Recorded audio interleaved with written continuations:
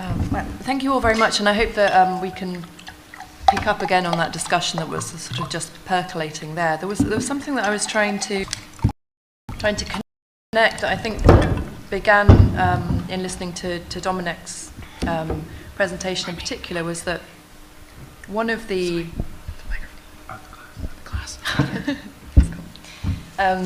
one of the contingent factors of the story of Ron Athe's work in the USA was its connection to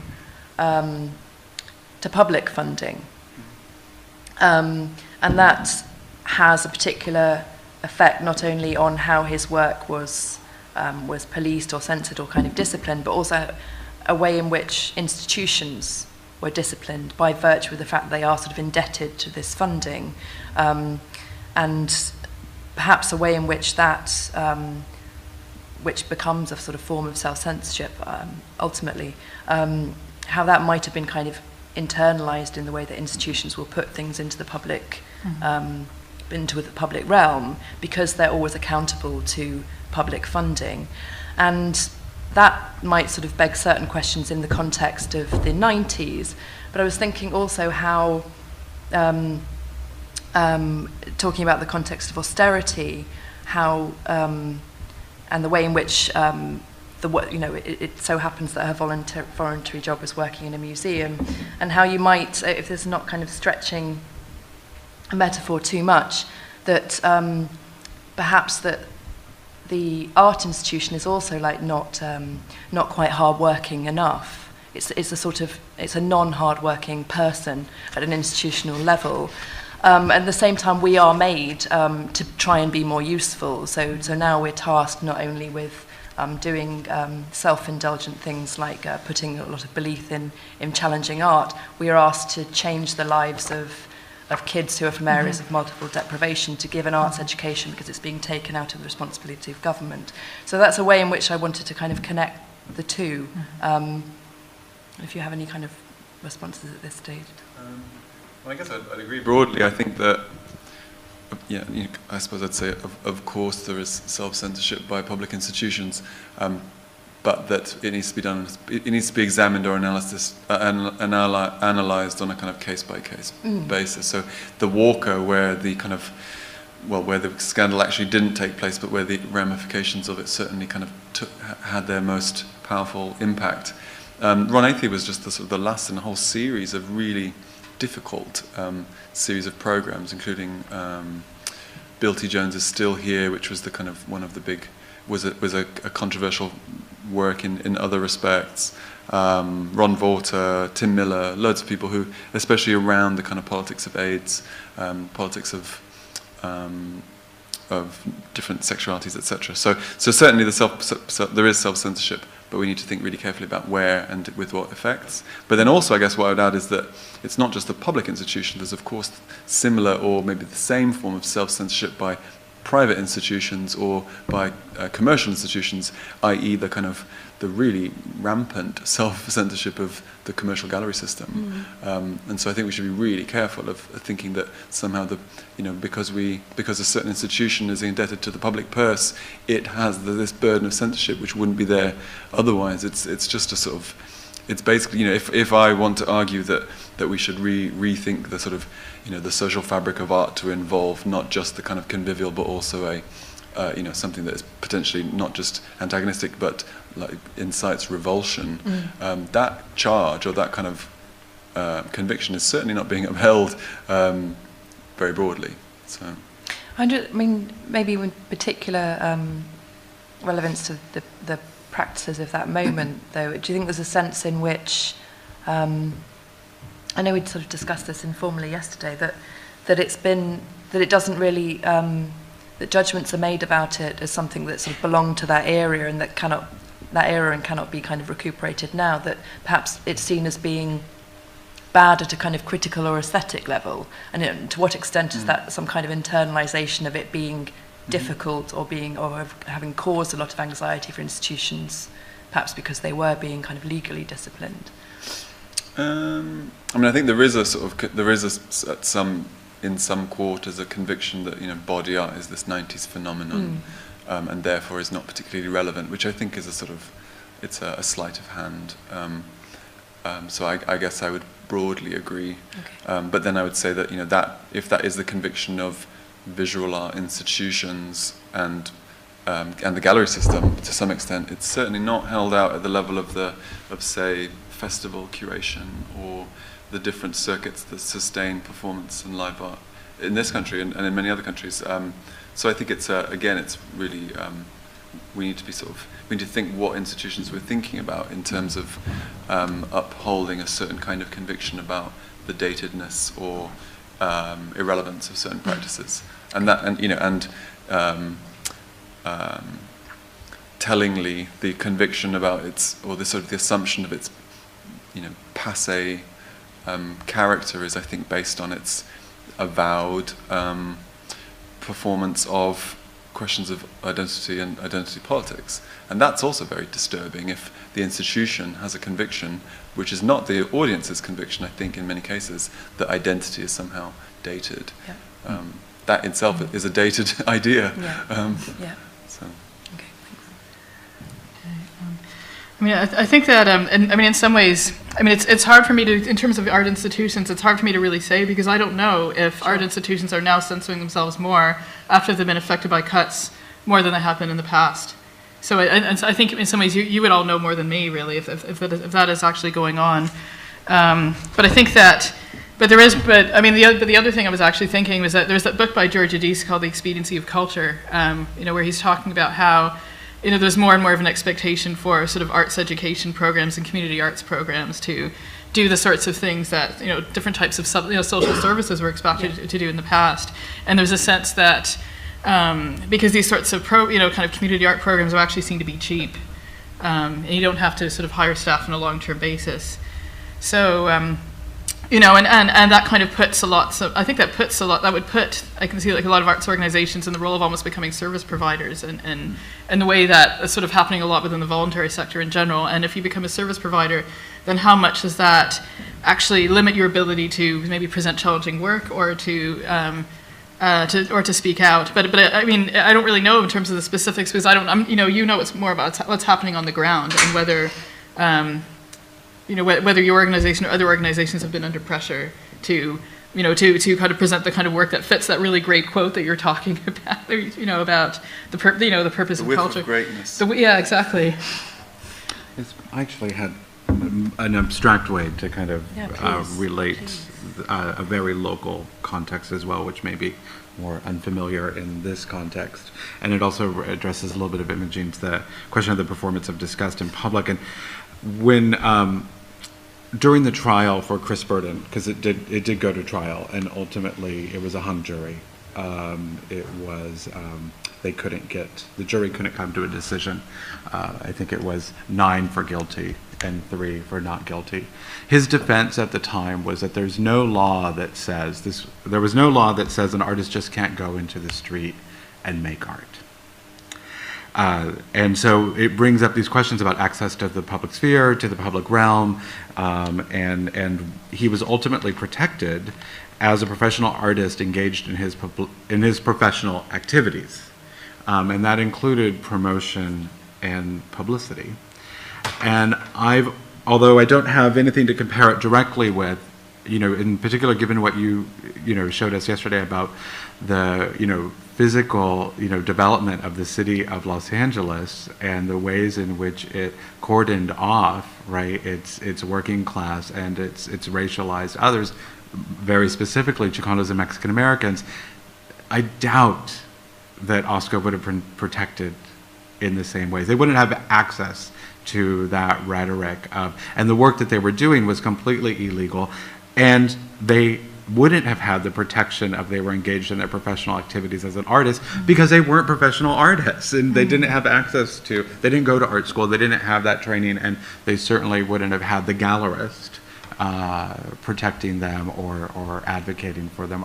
I think that also informs their more surreptitious practices, right? Their own relationship to operating in public is always under kind of this covert cover of anonymity and darkness, right? That's where they're the midnight art productions, because it's when they're able to go in and kind of just implant, right, or kind of these seeds that could generate some type of critical resonance, but they may not. I was wondering, were they, but also when I saw of their work, it seemed like there were all these references to popular culture and to camp and that sort of thing. And do you think that would have made it harder to make the kind of, worthy high art defense that was made of Ron Athey in terms of, comparisons to Greek tragedy and that kind of thing? So I wonder about the politics of taste in relation to that issue. I think it also makes it difficult to compare them to Susan Lacey, because there's not that kind of engagement with camp, which is fundamentally a kind of an ambivalence, and it's also camp is both a method of production and a method of reception, but it need not be both. It allows for that ambivalence as well. And so one of the dangers with something like the decoy gang war victim, but they recognize this, is that for the millions of viewers that saw it that evening, it didn't raise questions for them whatsoever. It simply reinscribed the idea of these associations with Chicanos and violence. And self-stereotyping and that sort of thing. That's right. But in their assumption of that position of disgust, and then playing with it, and then learning that, what they learned from that is that we can kind of dupe the media, right? Mm-hmm. They weren't able to take that at that point, or even later to the same extent, and develop such a kind of extended media program or an activism, a kind of public, a public dialogue about that type of activism in the same way that Susan Lacey did.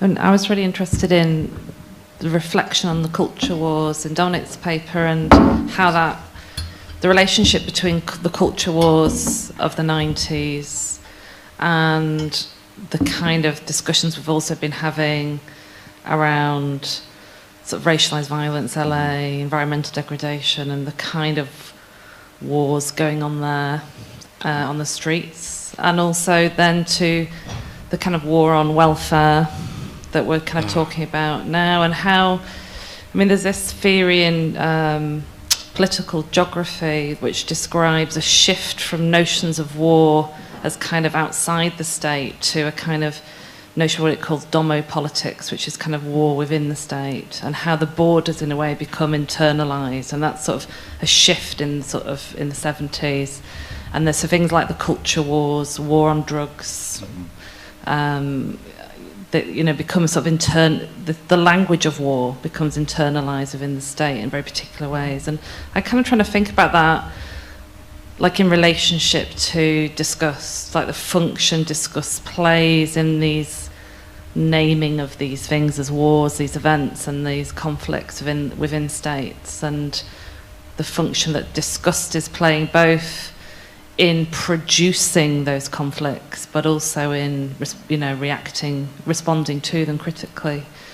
And I was really interested in thinking about just listening to Dominic's talk. I was kind of thinking as he was talking about what it means to reactivate those disgusts now, like the culture war. You're kind of reactivating that for us in your performance of it, and all the talks to some extent through the whole symposium have done that. I've kind of tried to reactivate the disgusts they're describing in order to gather our disgust against censorship or against whatever cause that we're aligned to. And I'm just very interested in the restaging and reactivating of disgust, but also how it relates to this broader kind of internalization of borders and conflicts that we might say is symptomatic of neoliberal capital. I suppose I'd just say something very brief about the latter part of the comment, which is if there's a sort of geographical contingency to discuss, there's very obviously a temporal one too. So that I teach some of this stuff and broader histories of the culture wars to undergraduates, and it's quite interesting to see the works. So we'll look at documentation of the kind of disgusted reception, often by legislators, but often by some other people too, and it's striking to see which ones are kind of, there's a sort of consensus about them, about the disgust being quaint, and others in which the consensus is that the disgust is is still active, that the work, and it's quite unpredictable actually. I find that interesting. So students will stage. They're quite good at staging their revulsion, and it's interesting to sort of take note of where that temporal contingency kind of stages itself, and other times when it seems to not be that contingent at all. I think there. Could I just sorry.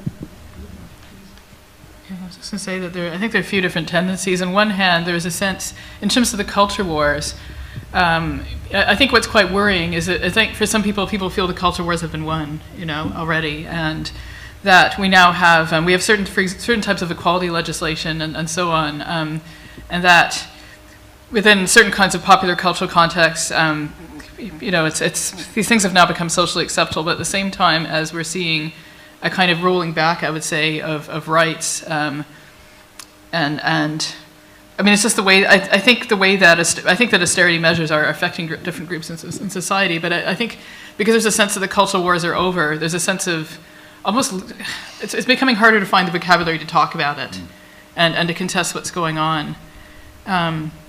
But in terms of, one of the things I've noticed, in terms of the in terms of the shift away from the borders towards a kind of internal politics. One thing I kind of wanted to actually mention is the immigration bill. That's I think is now it's going to be at its third reading. I would say fairly soon, and that's going to that's trying to sort of make it so that if you're here on a visa, then you will not be able to access healthcare for free. And if you're undocumented, you won't, that your GP could be, act as a kind of border agent. So what you're seeing here is the kind of, what should be sources of support also become, in a way, agents of control. I mean, we've been seeing this in higher education as well in terms of expectations to monitor international students, and basically tell the Home Office if they miss too many classes. And so, there's a sense that your lecturer or your kind of administrator could also be the one who turns you over to the Home Office. So it's all very close to each other. And so I think in terms of disgust, I think what happens is that things can flip very easily in terms of something being, an environment being safe or being dangerous, or the idea that you're on, the idea that you're seen as, you're one of the good people or you're one of the disgusting ones, really. I mean, I think it can just, I think these things are all very close together and it's all become very slippery. I don't know if you wanted to. Yes, I don't know if I can coherently raise what I wanted to, but it's. I'm coming from having a long sense of history back into the 19th century, and I keep wondering about the contingencies now, and whether it's different now, to what extent it's different now, or to what extent what's happening now is horribly like repetitions of earlier social catastrophes. And for example, on work was one of the ideological definitions of true Germanness, and it was set off against Polish sloppiness, and it's just deeply racist. Then thinking about disgust and resentment, if you look, Nietzsche is one of the great theorists of the huge power of disgust, and especially ressentiment, he used the French for it. And when you think of the media glorification of violence, it made me think back, as I said, to Jack the Ripper, and the artwork that was coming out in the 1890s and early 20th century, and the pleasure in the slaughter of women, which still carries on in our current television. So I feel that this is a really dangerous tendency in me to keep thinking, 'twas ever thus, because I'm sure it isn't ever thus. There are such very different things. So I just wanted to thank people for really bringing out what's happening now, and how it is, I hope, different, that we're not just going to end up with something like the Third Reich happening again. This is the fear, if you see these similarities.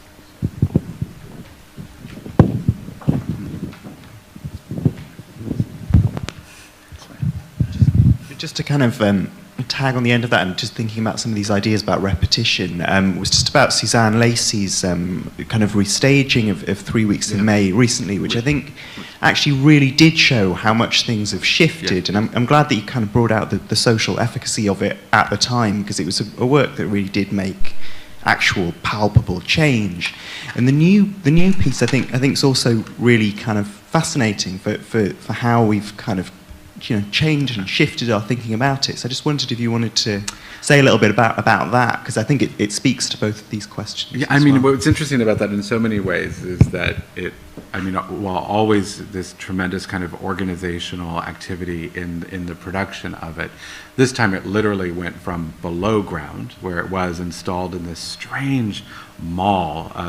Should you visit Los Angeles, visit the Los Angeles City Mall and get lost in the kind of underbelly of LA City Hall, this hugely iconic and phallic building. And so in the restaging of it, it went above ground, right? And it was outside and outside of the police headquarters. And it also involved a series of performances and kind of speak outs and trainings and so forth that were really effective and generated a series of discussion. And you can see the continuum of her practice as well. I mean, immediately after these projects, she started doing projects that were very neighborhood oriented, about making very specific neighborhoods in Los Angeles safer, right? And then also more recently, I'm afraid I'm going to show my complete ignorance in this discussion about commoning that came up yesterday. The project that Susan Lacey just did in Brooklyn with Creative Time sponsorship, about bringing people together to have these kind of discussions in this particular neighborhood, I also thought perhaps had some resonance there. And this was also part of the Pacific Standard Time project of the re-performance, which is also part of what brought OSCO back into, I can't say that. It brought OSCO to a national and an international audience in a way that it had never been previously. So. I feel like one of the questions that has come up again, and that perhaps there's some kind of disagreement between your perspective and that of Chana, I'm not sure, is whether there seems to be some kind of questioning of whether ASCO, the work of ASCO, is genuinely effective, or generally can be perceived as something that is kind of politically effective. And I find there's quite a difference in your kind of reading of it, where because it wears the clothing of being a sort of conceptual practice, therefore maybe it's not valid now, and its position within discourse now, within institutions now, is problematic. But at the same time, isn't precisely its kind of use of, or its entering into the sphere of media and representation, which you associate with conceptual art, isn't that what possibly made it work, or makes it work now, or suggests a strategy that could be operative now? And perhaps this also might raise the question, again, that Kirsten mentioned, of whether the sort of ubiquitousness and prevailing nature of media now, whether their work is suggesting that is a means that can be kind of grasped or entered or subverted in some ways for kind of organisation, or for the spreading of counter myths, if you like. And if it does, it happens at that level of the narrativization, or at the metaphor, or at the level of provoking the imagination, right? Making those systems, because also at the time at which they were producing the work, and I don't think this can be underscored, it was about even imagining themselves in the position as being producers of media. It was about basic access at these moments, and having to kind of usurp in some ways that authorship, right? And those various positions. So I think there may be discrepancies or differences in the relationship to efficacy, but I think in the ways in which the images continue to circulate, and the ways in which those images can provoke narratives around them, and require, like so much of conceptual art practices or performance documents in general, they require some text, right? Some description, some narrative, and it's in that interplay. But also the possibility for huge discrepancies and misinformation and false information that they themselves were working to provoke and was part of their project. Yeah, right? yeah. No, please. I was just to maybe change the tack slightly. I was just wondering about how. So I mentioned that the Menninghaus kind of upper and lower limit of disgust, so it tends towards the kind of the lower limit, which he typifies as the kind of represented by the encounter with the corpse, but that there's this other limit as well, where with the upper limit of disgust. And I think it's interesting that we've maybe dwelled quite a lot on the lower limit, and there are those upper limits, and I wondered how we might start to think also about the other, maybe the less palatable situations in which maybe we ourselves become disgusted in surprising ways. And so I was just thinking while you're talking in a few ways about, so Menninghaus says that one of the ways in which you experience disgust as a kind of overflow of aesthetic pleasure is typified by the image of the child gorging to the sort of the extreme satiation of a child gorging on cupcakes, the object which brings pleasure, to the point when they like vomit by overdosing on beauty, overdosing on pleasure. And I was thinking also about, you mentioned the 19th century, and I was thinking about Arabur, where the Des Esseintes is always kind of stating his own, in a sort of snobbish way, this sort of the decadent revulsion, which is never at the kind of disgusting things, even though he talks a lot about wounds and death and leprosy and all sorts of things, syphilis, syphilitic wounds. He's disgusted by kind of kitsch, really, like bourgeois, kind of crappy culture. And so I was thinking then about like what are the things that we might, as sort of aesthetes be revolted by. And I was thinking it's probably more likely to be the work of Jeff Koons, like his popples, because have you seen those? The sculptures of popples? They're really disgusting. But not in the way that Ron Athey or maybe Asko provoke a certain kind of revulsion. So I wonder what we might think about, why is Jeff Koons' work a kind of source of disgust for a certain kind of reader? Now or any time. I think, in the 80s, certainly, like Rosalind Krauss was really disgusted because it was whorish, his practice, but also the work, I think it's interesting, but the works, these sort of like tacky figurines and things, they basically follow the law of the aesthetic to the letter, which means that they become failed aesthetic objects, and it's very sly and interesting. But I just thought we might, what causes us disgust, and could we think of this, if it is an upper and lower limit, should we sort of maybe not be, there's a danger, I guess, where we sort of say, we're not disgusted because we're sort of very intelligent and astute, but somebody out there, stupid senators and people who post on social networks think, things that we should try to embrace. I don't know. Precisely that, to understand that it's a society of struggle, partly around value. Sorry, is that? Yeah, just to offer perhaps a riff on that. The image, I'm sure people have seen it, of Cameron this week saying, austerity is permanent, we need to make sure austerity lasts forever. And he's surrounded by this old opulence, he's got this ridiculous Bullingdon Club, and it's disgusting. And the reaction to that has been one of disgust, and this kind of like, I'm wary of this politics and this politics of disgust because I think it often blurs into a kind of fat hatred, but this kind of, excess, and look at these disgusting, like, fat cats and capitalists, and how dare they sit there eating their, really expensive banquet while telling other people they need to live in austerity. And Peter, just thinking of something so that might be a kind of productive way to use the upper limit of disgust, perhaps, to mobilise politically.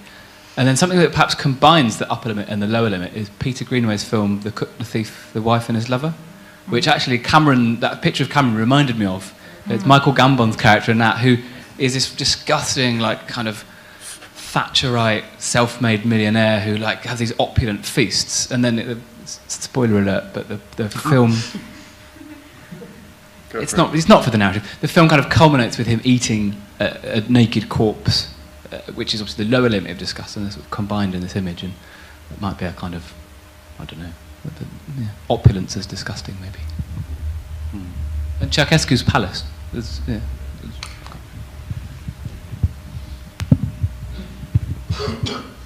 as we're all going to live to about 120 now and nobody smokes, I think old age and disgust is going to be the pressing question, really, in terms of ageing population. So I think we're going to, really need to unpack it. I realise that we've basically run out of time, but what I would encourage us to do is sort of go and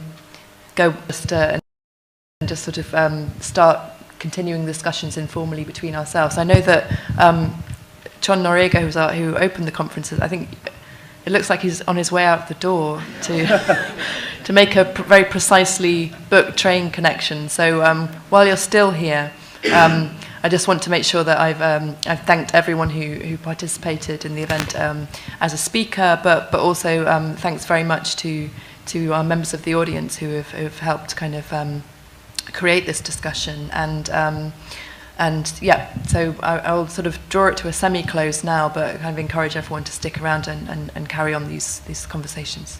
Thank you. Thank you, John.